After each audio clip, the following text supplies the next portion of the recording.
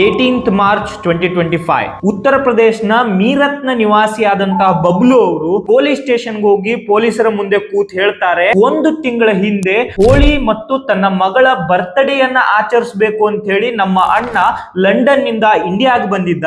ಪ್ರತಿ ಸರಿ ಆತ ಇಂಡಿಯಾಗೆ ಬಂದಾಗ್ಲೂ ಕೂಡ ನಮ್ಮ ಮನೆಗೆ ಬಂದು ನಮ್ಮ ತಾಯಿ, ನಮ್ಮ ತಂಗಿ ಮತ್ತೆ ನನ್ನ ಮಾತಾಡ್ಸಿ ಹೋಗ್ತಾ ಇದ್ದ. ಆದ್ರೆ ಆತನೊಟ್ಟಿಗೆ ನಾನು ಮಾತಾಡಿದ್ದು 15 ಡೇಸ್ ಬ್ಯಾಕ್. ಅದಾದ ಮೇಲೆ ಒಂದು ವಾರದವರೆಗೂ ಕೂಡ ಅಟ್ಲೀಸ್ಟ್ ಆತ ಮೆಸೇಜ್ ಆದ್ರೂ ಮಾಡ್ತಾ ಇದ್ದ.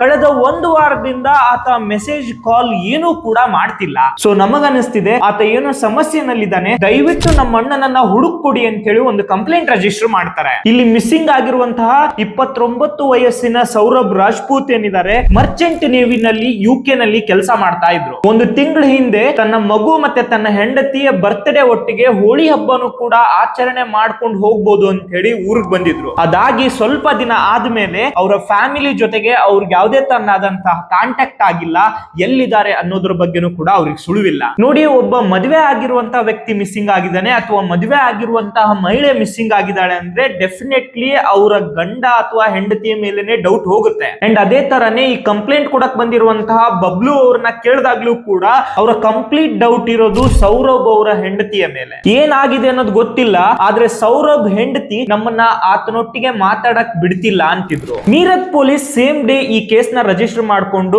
ಅವಳ ಮನೆಗೆ ಹೋಗಿ ನಿಮ್ಮ ಗಂಡ ಎಲ್ಲಿ ಅಂತಾನೂ ಕೂಡ ಕೇಳ್ತಾರೆ. ಸೌರಭ್ ಹೆಂಡತಿ ಹೇಳ್ತಾರೆ, ಕೆಲಸದ ಮೇಲೆ ಹೊರಗಡೆ ಹೋಗಿದ್ದಾರೆ, ಅದಾದ್ಮೇಲೆ ನನಗೂ ಅವ್ರ ಕಾಂಟ್ಯಾಕ್ಟ್ ಸಿಗ್ತಿಲ್ಲ ಅಂತ ಹೇಳಿ. ಪೊಲೀಸರಿಗೆ ಅವಳು ಕೊಡ್ತಿರುವಂತಹ ಉತ್ತರ ಮತ್ತೆ ಅವಳ ಮುಖದಲ್ಲಿ ಇದ್ದಂತಹ ನರ್ವಸ್ನೆಸ್ ನಲ್ಲಿ ಗೊತ್ತಾಗ್ತಾ ಇತ್ತು ಏನೋ ಸಮಸ್ಯೆ ಆಗಿದೆ ಅಂತ ಹೇಳಿ. ಆದ್ರೆ ಯಾವುದೇ ಎವಿಡೆನ್ಸ್ ಇಲ್ಲದೆ ಅವಳನ್ನ ಜಸ್ಟ್ ಡೌಟ್ ಮೇಲೆ ಅರೆಸ್ಟ್ ಮಾಡಕ್ ಆಗಲ್ಲ. ಸೊ ಹಾಗಾಗಿ ಪೊಲೀಸರು ಅವನ ಮೊಬೈಲ್ ನಂಬರ್ ನಾದ್ರೂ ಟ್ರೇಸ್ ಮಾಡೋಣ ಅಂತ ಹೇಳಿ ಅವಳ ಹತ್ರ ಬೇಸಿಕ್ ಡೀಟೇಲ್ಸ್ ನ ಕಲೆಕ್ಟ್ ಮಾಡ್ಕೊಂಡು ಅವ್ರ ಮನೆಯಿಂದ ಹೊರಡ್ತಾರೆ. ನೋಡಿ, ಈ ಘಟನೆ ಆದ್ಮೇಲೆ ನೆಕ್ಸ್ಟ್ ಡೇ ಇಂದ ಈ ಕತೆ ಹೇಳೋದು ಇವನ್ ನನಗೂ ಕೂಡ ಈಸಿ ಆಗಿಲ್ಲ ಅಂಡ್ ಕೇಳೋ ನಿಮ್ಗೂ ಕೂಡ ಇದು ಈಸಿ ಆಗಿರಲ್ಲ. 19th ಮಾರ್ಚ್ 2025 ಗೆ ಸೌರಭ್ನ ಹೆಂಡತಿನ ಕರ್ಕೊಂಡು 2 ಜನ ಪೊಲೀಸ್ ಸ್ಟೇಷನ್ ಬಂದು ಹೇಳ್ತಾರೆ, ಸೌರಭ್ ಮಿಸ್ಸಿಂಗ್ ಆಗೋದಕ್ಕೆ ಕಾರಣ ಬೇರೆ ಯಾರು ಅಲ್ಲ, ಇದಕ್ಕೆ ಕಾರಣ ಆತನ ಹೆಂಡತಿ ಮುಸ್ಕಾನ್ ರಸ್ತೋಗಿ. ಅಂಡ್ ಇದ್ರೊಟ್ಟಿಗೆ ಅವ್ರು ಹೇಳ್ತಾರೆ, ಅಂಡ್ ಆತ ಜಸ್ಟ್ ಕಾಣೆ ಆಗಿಲ್ಲ ಸರ್, ಆತನನ್ನ ಭೀಕರವಾಗಿ ಕೊಲೆ ಮಾಡಲಾಗಿದೆ ಅಂತ ಹೇಳಿ. ಅಷ್ಟಕ್ಕೂ ಅವಳನ್ನ ಕರ್ಕೊಂಡ್ ಬಂದಂತ ಆ 2 ಜನನಾದ್ರೂ ಯಾರು? ಅಂಡ್ ಅದರೊಟ್ಟಿಗೆ 6 ವರ್ಷದ ಮಗು ಇದ್ರೂ ಕೂಡ ತನ್ನ ಗಂಡನನ್ನ ಬರ್ಬರವಾಗಿ ಕೊಲೆ ಮಾಡುವಂತಹ ಕಾರಣನಾದ್ರೂ ಇವಳಿಗೆ ಏನಿತ್ತು? ಸೊ ಈ ಕೊಲೆನಲ್ಲಿ ಇವಳು ಒಬ್ಳೇ ಇದ್ದಾಳ ಅಥವಾ ಇವಳೊಟ್ಟಿಗೆ ಯಾರಾದ್ರೂ ಸಹಕಾರ ಮಾಡುವಂತವ್ರು ಕೂಡ ಇದ್ದಾರ? ಸೊ ಬನ್ನಿ, ನಮ್ಮ ಎಲ್ಲಾ ಪ್ರಶ್ನೆಗಳಿಗೂ ಕೂಡ ನಮ್ಗೆ ಈ ವಿಡಿಯೋನಲ್ಲಿ ಉತ್ತರ ಸಿಗುತ್ತೆ. ನೀವು ಇಲ್ಲಿವರೆಗೂ ಕೂಡ ನಮ್ಮ ಚಾನೆಲ್ ನ ಸಬ್ಸ್ಕ್ರೈಬ್ ಮಾಡಿಲ್ಲ ಅಂದ್ರೆ ಸಬ್ಸ್ಕ್ರೈಬ್ ಮಾಡ್ಕೊಳ್ಳಿ. ಇವತ್ತಿನ ಈ ವಿಡಿಯೋದಲ್ಲಿ ನಾವು ತಿಳ್ಕೊಳ್ಳೋಕೆ ಹೋಗ್ತಿದೀವಿ a brutal murder case of Saurabh Rajput. Welcome back.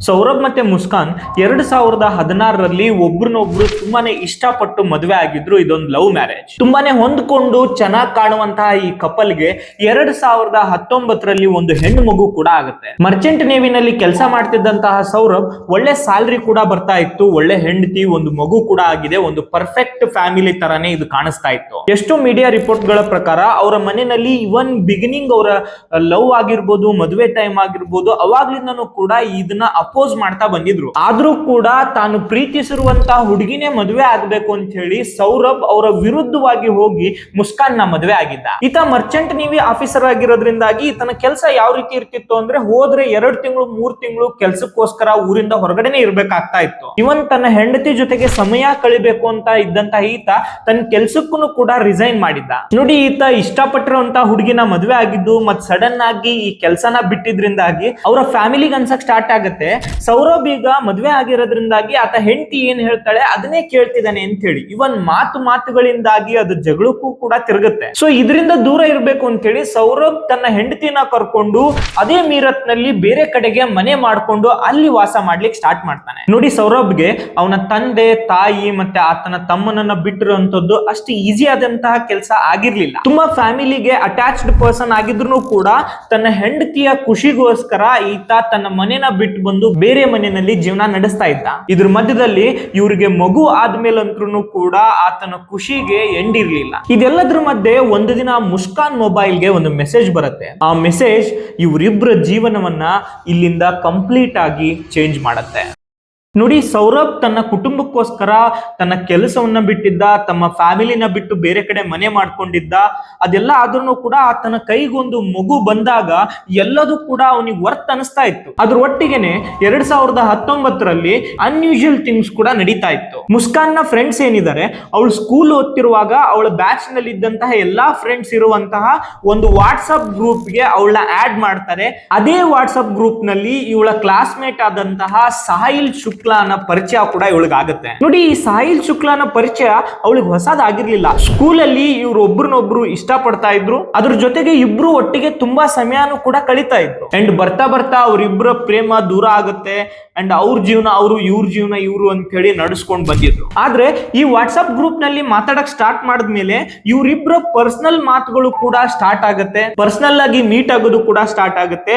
ಹಿಂದೆ ಏನು ಒಂದು ಮುಗ್ದಿರುವಂತಹ ಪ್ರೇಮ ಇದೆ, ಅದು ಮತ್ತೆ ಇವರಿಬ್ರಲ್ಲಿ ಹುಟ್ಕೊಳಕ್ ಸ್ಟಾರ್ಟ್ ಆಗುತ್ತೆ. ಸೊ ಇವರಿಬ್ರು ಯಾರಿಗೂ ಗೊತ್ತಾಗದೇ ಇರ್ತಾರ ಮೀಟ್ ಆಗುವಂತದ್ದು, ಒಟ್ಟಿಗೆ ಸಮಯ ಕಳೀತಿರುವಂತದ್ದು ಜನರು ಅಬ್ಸರ್ವ್ ಮಾಡ್ತಾ ಇದ್ರು, ಗೊತ್ತಾಗ್ತಾ ಇತ್ತು ಇದ್ರ ಬಗ್ಗೆ. ಕೆಲವೊಂದಿಷ್ಟು ಮೀಡಿಯಾಗಳ ರಿಪೋರ್ಟ್ ಪ್ರಕಾರ ಇವನ್ ಈ ಸಾಹಿಲ್ ಇವರ ಮನೆಗೂ ಕೂಡ ಬಂದು ಸಮಯ ಕಳೀತಾ ಇದ್ದ. ಇದ್ರ ಬಗ್ಗೆ ಅಕ್ಕಪಕ್ಕ ಮನೆಯವರು ಒಂದು ದಿನ ಸೌರಭ್ಗೂ ಕೂಡ ಇನ್ಫಾರ್ಮ್ ಮಾಡ್ತಾರೆ. ನೋಡಿ, ಸೌರಭ್ಗೆ ಈ ವಿಷಯ ಒಂಥರ ಸಿಡಿಲ್ ಬಡ್ದಾಗ ಆಗಿತ್ತು. ಯಾರಿಗೋಸ್ಕರ ತನ್ನ ಫ್ಯಾಮಿಲಿ ಬಿಟ್ಟಿದ್ದ, ಯಾರಿಗೋಸ್ಕರ ತನ್ನ ಒಳ್ಳೆ ಕೆಲಸ ಬಿಟ್ಟು ಬೇರೆ ಕಡೆ ಕೆಲಸ ಮಾಡ್ತಾ ಇದ್ದ, ಅವನಿಗೆ ಇದೊಂದು ದೊಡ್ಡ ಚೀಟಿಂಗ್ ಆಗಿತ್ತು. ಇವರಿಬ್ಬರ ಮಧ್ಯೆ ಜಗಳಗಳು ಕೂಡ ಆಗ್ತವೆ, ಎರಡೂ ಫ್ಯಾಮಿಲಿಗಳು ಕೂಡ ಇನ್ವಾಲ್ವ್ ಆಗ್ತವೆ. ಸೌರಭ್ ಅವಳಿಗೆ ಡಿವೋರ್ಸ್ ಕೊಡುವಂತ ಹಂತಕ್ಕೂ ಕೂಡ ಬರ್ತಾನೆ. ಆದ್ರೆ ಸೌರಭ್ನ ಫ್ಯಾಮಿಲಿ ಇವ್ರಿಗೊಂದು 6 ವರ್ಷದ ಮಗು ಇರೋದ್ರಿಂದಾಗಿ ಇವ್ರ ಇಬ್ಬರ ಜಗಳದಿಂದ, ಇವರ ಮನಸ್ತಾಪಗಳಿಂದಾಗಿ ಆ ಮಗುವಿನ ಜೀವನ ಹಾಳಾಗಬಾರ್ದು ಅನ್ನೋದನ್ನ ಯೋಚನೆ ಮಾಡ್ತಾರೆ. ಅಂಡ್ ಮುಸ್ಕಾನ್ ನ ಕೂರಿಸ್ಕೊಂಡು ಎರಡೂ ಫ್ಯಾಮಿಲಿಯವರು ಬುದ್ಧಿ ಹೇಳೋದ್ರೊಟ್ಟಿಗೆನೆ ಮತ್ತೆ ಅವರಿಬ್ಬರನ್ನು ಸರಿ ಮಾಡಿ ಅವ್ರ ಜೀವನವನ್ನ ನಡೆಸ್ಕೊಂಡು ಹೋಗೋ ತರ ಮಾಡ್ತಾರೆ. ಎಷ್ಟೋ ರಿಪೋರ್ಟ್ ಗಳ ಪ್ರಕಾರ ಸೌರಭ್ ಇದನ್ನ ಒಪ್ಕೊಂಡು ಆತನ ಜೀವನನ ಕಂಟಿನ್ಯೂ ಮಾಡೋದಕ್ಕೆ ಮೇನ್ ಕಾರಣ ಆಗಿದ್ದೆ ಅವನಿಗೆ ಇದ್ದಂತಹ ಆ 6 ವರ್ಷದ ಮಗು. ಇನ್ ಕೇಸ್ ಏನಾದ್ರೂ ಆತ ಹೆಂಡತಿನ ಬಿಟ್ಟಿದ್ರೆ ಆ ಮಗುವಿನ ಜೀವನ ಹಾಳಾಗತ್ತೆ ಅನ್ನೋ ಮೇನ್ ರೀಸನ್ ಇಂದಾಗಿ ಅವನು ಕೂಡ ಇದಕ್ಕೆ ಒಪ್ಕೊಂಡು ಅವರಿಬ್ರು ಒಟ್ಟಿಗೆ ಜೀವನ ಮಾಡಕ್ ಸ್ಟಾರ್ಟ್ ಮಾಡ್ತಾರೆ. ಆದ್ರೆ ಒಂದು ದುರಂತ ಏನಂದ್ರೆ ಅವನ ಮಗು ಆಗಿರ್ಬೋದು, ಅವನ ಜೀವನ ಆಗಿರ್ಬೋದು, ಇದೆಲ್ಲದೂ ಕೂಡ ಸೌರಭ್ಗ್ ಮಾತ್ರ ಇಂಪಾರ್ಟೆಂಟ್ ಆಗಿತ್ತು. ಅವನ ಹೆಂಡತಿ ಮುಸ್ಕಾನ್ಗೆ ಸಾಹಿಲ್ ಮಾತ್ರ ಇಂಪಾರ್ಟೆಂಟ್ ಆಗಿದ್ದ. ಈ ಸಾಹಿಲ್ ಶುಕ್ಲಾ ಅಡಿಕ್ಟ್ ಆಗಿದ್ದ, ಮತ್ತೆ ತುಂಬಾನೇ ಡ್ರಿಂಕ್ಸ್ ಮಾಡ್ತಾ ಇದ್ದ, ಯಾವುದೇ ತರನಾದಂತಹ ಕೆಲಸ ಮಾಡ್ತಾ ಇರ್ಲಿಲ್ಲ, ಯಾವ ಫ್ರೆಂಡ್ಶಿಪ್ ನು ಕೂಡ ಈತನಿಗೆ ಇರ್ಲಿಲ್ಲ. ವಯಸ್ಸಾಗಿರುವಂತಹ ಆತನ ಅಜ್ಜಿ ಜೊತೆಗೆ ಈತ ಸ್ಟೇ ಆಗಿದ್ದ. ಅವರ ತಾಯಿ ಸತ್ತ ಮೇಲೆ ಈತ ದೊಡ್ಡ ಡಿಪ್ರೆಷನ್ ಇದ್ದ ಅಂತಾನೆ ಹೇಳ್ಬೋದು. ಇದ್ರೊಟ್ಟಿಗೆ ಈ ಸಾಹಿಲ್ ಬಗ್ಗೆ ಇನ್ನೂ ಒಂದಿಷ್ಟು ರಿಪೋರ್ಟ್ ಗಳಿದಾವೆ. ಈತ ಮಾಟ ಮಂತ್ರಗಳನ್ನು ಕೂಡ ತುಂಬಾ ನಂಬ್ತಾ ಇದ್ದ, ತುಂಬಾ ಸ್ಪಿರಿಚುವಲ್ ಆಗಿನೂ ಕೂಡ ತನ್ನನ್ನ ತಾನು ತೋರಿಸ್ಕೊಂತ ಇದ್ದ. ಅದ್ರೊಟ್ಟಿಗೆ ಈ ಅಗೋರಿಗಳ ಬಗ್ಗೆ, ಮಂತ್ರ ತಂತ್ರಗಳ ಬಗ್ಗೆನೂ ಕೂಡ ಈತ ಓದೋದನ್ನು ಕೂಡ ಮಾಡ್ತಾ ಇದ್ದ. ಇದೆಲ್ಲದೂ ಈ ಕೇಸ್ ನಲ್ಲಿ ತುಂಬಾನೇ ಇಂಪ್ಯಾಕ್ಟ್ ಕೂಡ ಮಾಡುತ್ತೆ. ಈ ಸಾಹಿಲ್ ಇವನಿಗಿದ್ದಂತಹ ಈ ಏನಿದೆ ಇದನ್ನ ಮುಸ್ಕಾನ್ಗೂ ಕೂಡ ಪರಿಚಯ ಮಾಡಿಸ್ತಾನೆ. ಅವಳಿಗೂ ಬರ್ತಾ ಬರ್ತಾ ಇದೊಂದು ಹ್ಯಾಬಿಟ್ ಆಗ್ತಾ ಬಂದಿತ್ತು. ಕಂಪ್ಲೀಟ್ ಆಗಿ ಅವಳು ಕೂಡ ಅಡಿಕ್ಟ್ ಆಗಿದ್ಲು. ಇದಾದ್ಮೇಲೆ ಇವರಿಬ್ರು ಪಬ್ಬು ಪಾರ್ಟಿ ಅಂತ ಹೇಳಿ ಎಲ್ಲ ಕಡೆ ಓಡಾಡಕ್ಕೂ ಕೂಡ ಸ್ಟಾರ್ಟ್ ಮಾಡ್ತಾರೆ. ಅಂಡ್ ಸೌರಭ್ ತನ್ನ ಕೆಲಸಕ್ಕೋಸ್ಕರನಾಗಿ ಮತ್ತೆ ಆತ ಲಂಡನ್ಗೂ ರಿಟರ್ನ್ ಆಗ್ತಾನೆ.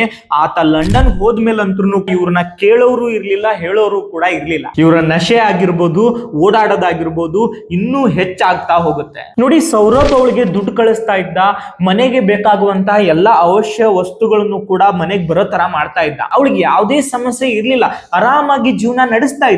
ಬಟ್ ಈ ಅವಳ ಎಲ್ಲಾ ಖುಷಿಗೂ ಕೂಡ ಯಾರಾದ್ರೂ ಒಬ್ರು ಅಡ್ಡಿ ಆಗ್ತಾರೆ ಅಂದ್ರೆ ಮುಂದೆ ಅದು ಸೌರಭೆ ಅನ್ನೋದ್ರ ಬಗ್ಗೆ ಅವಳಿಗೆ ಗೊತ್ತಿತ್ತು. ಇದರಿಂದಾಗಿ ಅವಳ ತಲೆಯಲ್ಲಿ ಒಂದು ದೊಡ್ಡ ಕೆಟ್ಟ ಯೋಚನೆ ಬರಕ್ ಸ್ಟಾರ್ಟ್ ಆಗುತ್ತೆ. ಅದೇ ಸೌರಭ್ನ ನಮ್ಮ ದಾರಿಯಿಂದ ದೂರ ಮಾಡ್ಕೋಬೇಕು ಅನ್ನೋದು. ಸೊ ಅವಾಗ ಅವಳ ತಲೆಗೆ ಬರುವಂತಹ ಯೋಚನೆ ಸೌರಭ್ನ ಮರ್ಡರ್.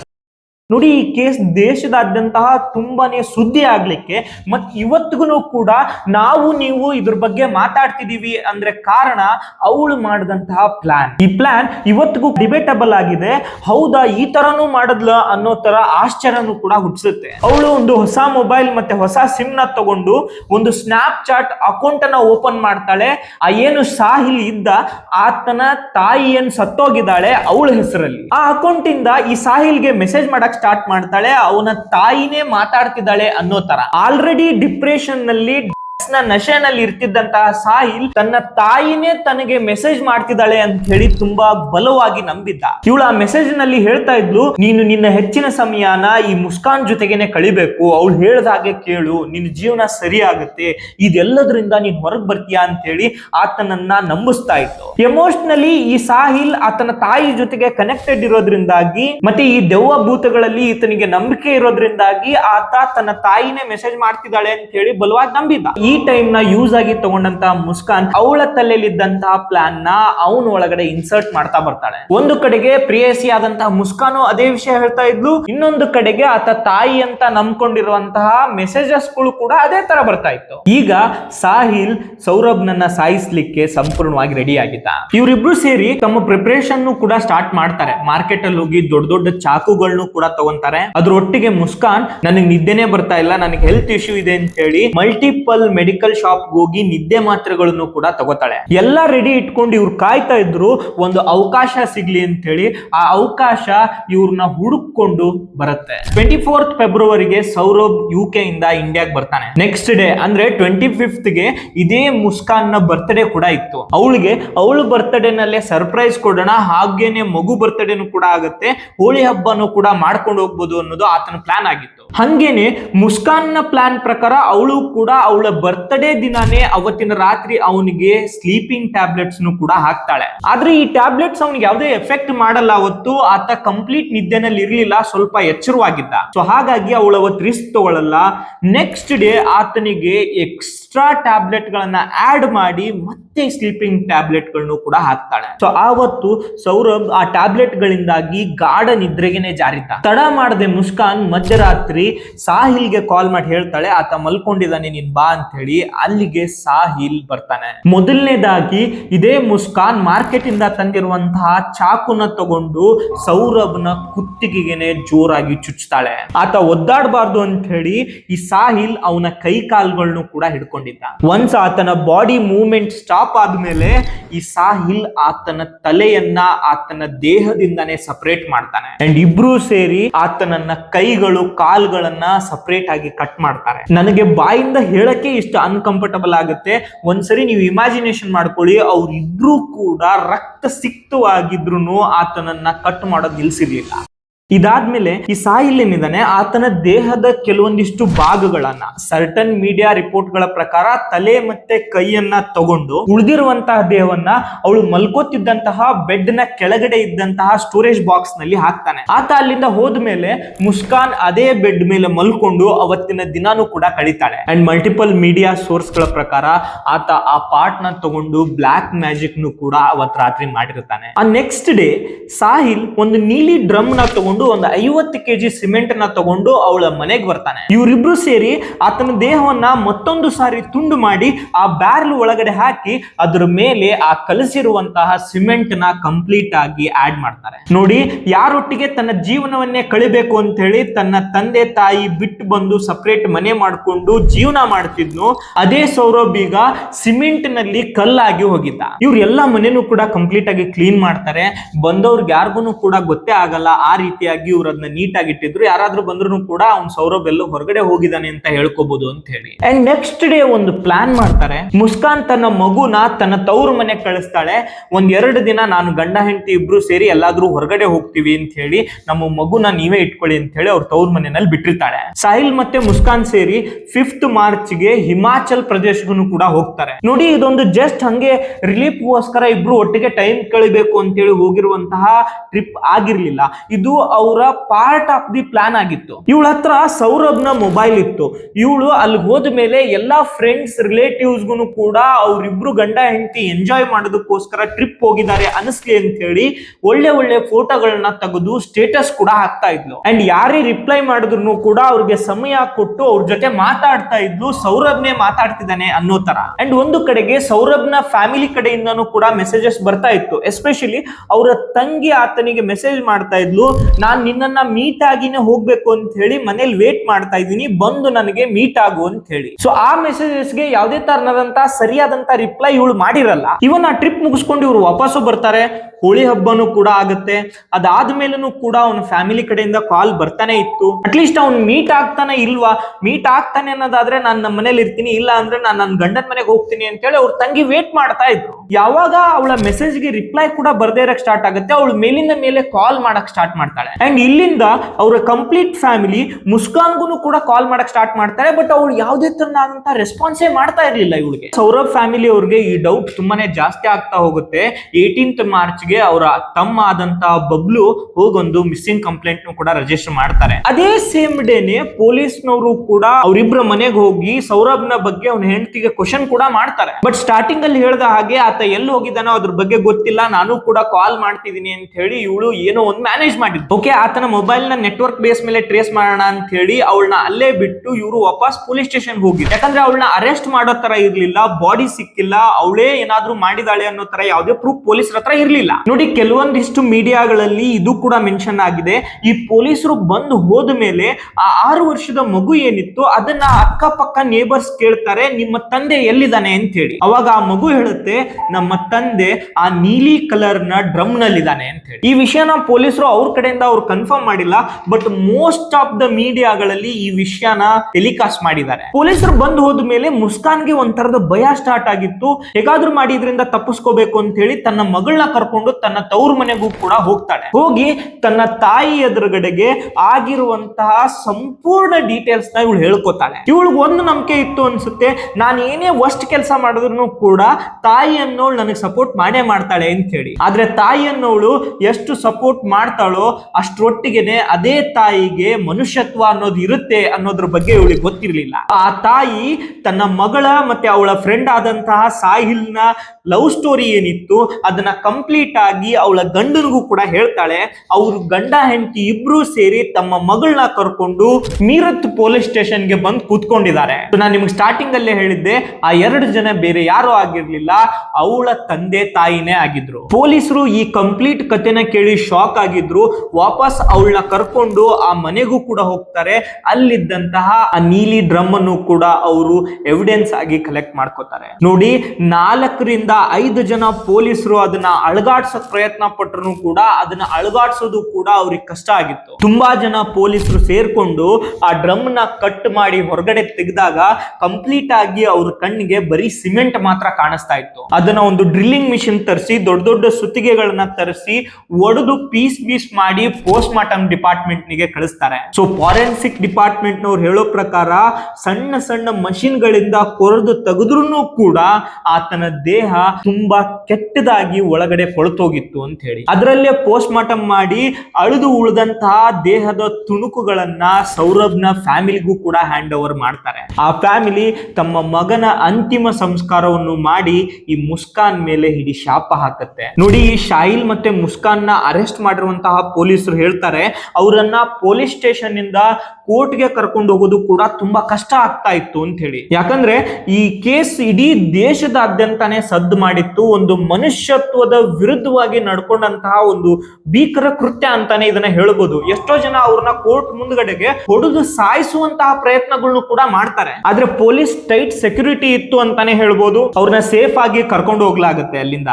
ಇಡೀ ದೇಶದಾದ್ಯಂತ ಇಂಥವ್ರನ್ನ ಗಲ್ಲಿಗೇರಿಸಬೇಕು, ಇವ್ರಿಗೆಲ್ಲ ಗುಂಡು ಹೊಡಿಬೇಕು ಅಂತ ಹೇಳಿ ಸದ್ದು ಕೇಳುತ್ತೆ. ಅಂಡ್ ಅಷ್ಟೇ ಅಲ್ಲ, ಮುಸ್ಕಾನ್ ನ ತಾಯಿನೂ ಕೂಡ ಮೀಡಿಯಾದವ್ರ ಮುಂದೆ ಹೇಳ್ತಾರೆ ಅವಳಿಗೆ ಗಲ್ಲು ಶಿಕ್ಷೆ ಆಗ್ಲಿ ಅಂತ ಹೇಳಿ. मुझे पता है उसने बहुत गलत काम करे और भगवान उसके साथ भी उससे दुगना गलत करे और जस्टिस चाहती हूँ उसे फांसी मिले. ಅಂಡ್ 12th May 2025ಗೆ ಪೊಲೀಸರು ಸುಮಾರು 1000 ಪುಟಗಳ ಚಾರ್ಜ್ ಶೀಟ್ ನು ಕೂಡ ಫೈಲ್ ಮಾಡ್ತಾರೆ. ಎಟ್ ಪ್ರೆಸೆಂಟ್ ಆಗಿ ಈ ಕೇಸ್ಗೆ ಸಂಬಂಧಪಟ್ಟಂಗೆ ಟ್ರಯಲ್ ನಡೀತಾ ಇದೆ. ನನಗನ್ಸುತ್ತೆ ಎವಿಡೆನ್ಸ್ ಗಳು ತುಂಬಾನೇ ಸ್ಟ್ರಾಂಗ್ ಆಗಿರೋದ್ರಿಂದಾಗಿ ಅದರೊಟ್ಟಿಗೆ 2 ಜನ ಅಕ್ಯೂಸ್ಡ್ ಇದ್ದಾರೆ. And as per charge sheet ಸುಮಾರು 32 ಜನ ವಿಟ್ನೆಸ್ ಇದ್ದಾರೆ. ಇದೆಲ್ಲದನ್ನು ಕೂಡ ಟ್ರಯಲ್ ನಲ್ಲಿ ಜಸ್ಟ್ ಒಂದು 2 ರಿಂದ 3 ವರ್ಷದ ಒಳಗಡೆನೆ ಜಡ್ಜ್ಮೆಂಟ್ ಬರುವಂತಹ ಸಾಧ್ಯತೆ ಇದೆ. ಸೊ ಇವ್ರ ಮೇಲೆ ಹಾಕಿರೋ ಹಾಕಿರುವಂತಹ ಎಲ್ಲಾ ಚಾರ್ಜಸ್ ಗಳು ಪ್ರೂವ್ ಆದ್ರೆ ಇವ್ರಿಗೆ ಡೆತ್ ಸೆಂಟೆನ್ಸ್ ಕೂಡ ಆಗ್ಬೋದು. ಬಟ್ ಅದನ್ನ ಅವರು ಅಪೀಲ್ ಮಾಡೋದ್ರಿಂದಾಗಿ ಡೆಫಿನೆಟ್ಲಿ ಅವ್ರಿಗೆ ಅದನ್ನ ಲೈಫ್ ಸೆಂಟೆನ್ಸ್ ಆಗಿ ಕನ್ವರ್ಟ್ ಮಾಡ್ತಾರೆ. ನೋಡಿ, ಈ ಕೇಸ್ ಏನಿದೆ ಇದು ನಿಮಗೊಂದು ಸ್ಟೋರಿ ಆಗಿದ್ರೆ ನನಗೊಂದು ವಿಡಿಯೋ ಆಗಿರುತ್ತೆ. ಬಟ್ ಆ ಫ್ಯಾಮಿಲಿಗೆ ತಮ್ಮ ಮಗನನ್ನ, ತಮ್ಮ ಅಣ್ಣನನ್ನ ಕಳ್ಕೊಂಡಿರಂತಹ ನೋವೇನಿದೆ ಅದು ಯಾವತ್ತೂ ಕೂಡ ಅಷ್ಟು ಸಿಂಪಲ್ ಆಗಿರಲ್ಲ. ಸೊ ಆ ಸೌರಭ್ ಅವರ ಆತ್ಮಕ್ಕೆ ಶಾಂತಿ ಸಿಗ್ಲಿ ಅಂತ ಕೇಳ್ಕೊತಾ ಇವತ್ತಿನ ಈ ವಿಡಿಯೋನ ಇಲ್ಲಿಗೆ ಮುಗಿಸ್ತಾ ಇದ್ದೀನಿ. ನಮ್ಮ ವಿಡಿಯೋ ನಿಮ್ಗೆ ಇಷ್ಟ ಆಗಿದ್ರೆ ನಮ್ಮ ಚಾನೆಲ್ ನ ಸಬ್ಸ್ಕ್ರೈಬ್ ಮಾಡ್ಕೊಳ್ಳಿ. ಇದೇ ತರದ ಬೇರೆ ಬೇರೆ ವಿಷಯಗಳೊಟ್ಟಿಗೆ ನಿಮ್ ಮುಂದೆ ಬರ್ತೀವಿ. Thank you so much. Bye.